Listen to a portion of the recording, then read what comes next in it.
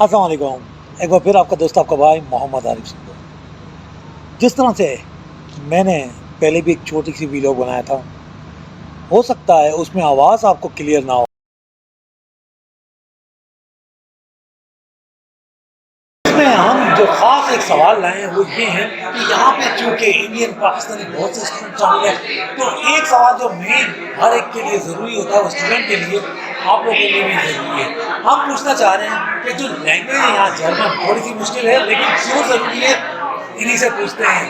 सबसे पहले बताएंगे चिंतन जी, ये इंडिया से हैं, अहमदाबाद से हैं, और क्यों ज़रूरी है यहाँ के आपके स्कोप आपका वाइड हो जाता है। आपका पूरा स्कोप जॉब का, जो आप पार्ट टाइम करो फुल टाइम करो, उसमें आपका number of opportunities vastly different होता है जस्ट इंग्लिश स्पीकिंग जॉब्स और जर्मन स्पीकिंग जॉब्स। वाह, चलिए महेश से पूछते हैं कि महेश क्या कहेंगे।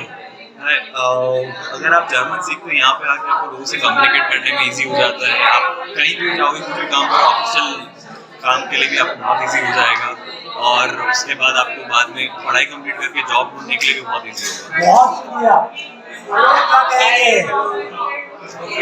मेरा तो सोचना ये है कि जर्मन हमें सीखना इसलिए ज़रूरी है क्योंकि हमें सोशल नेटवर्क बढ़ाना है और यहाँ की जो लोकल पब्लिक है उनसे इंटरेक्शन और उनसे दोस्ती करनी है। इसलिए आई थिंक जर्मन सीखना बहुत ज़रूरी है। वाह, क्लाइन क्या कहेंगे। क्लाइन Good to speak to the locals around here, and also it's a very beautiful language and easy language to learn. So it's a must to know German. वाह। Hello guys, I am Harish Kumar. मैं Germany में 3 साल से रह रहा हूँ, और मैं आपको ये बताना चाहूँगा कि अगर तो ये पॉसिबल है, अगर आपके होम कंट्री में, तो आप वहाँ से जर्मन सीख के आइए, एटलीस्ट A1 और A2।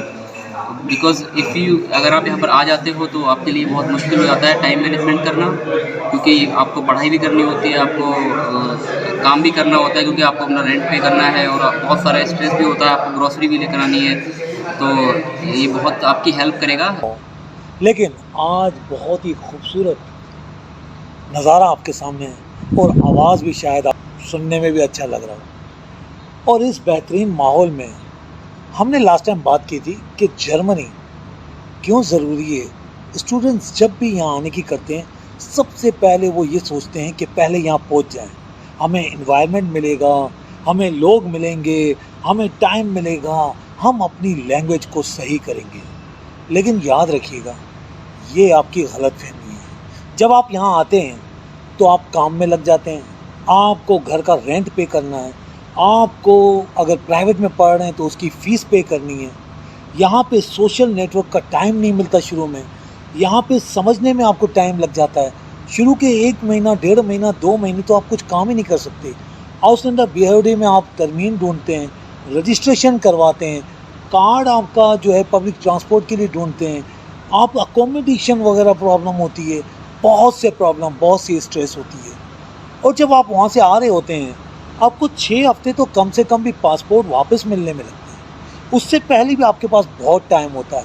तो सबसे बेहतरीन वक्त वही है जो आप वहाँ से एटलीस्ट A2 या B1 कर लें। ये आपको उस वक्त पता चलेगा जब आप यहाँ पहुँचेंगे। हमेशा कहा जाता है अफसोस रह जाएगा और फिर वक्त नहीं होगा। तो ये टाइम आपका गनीमत वाला है।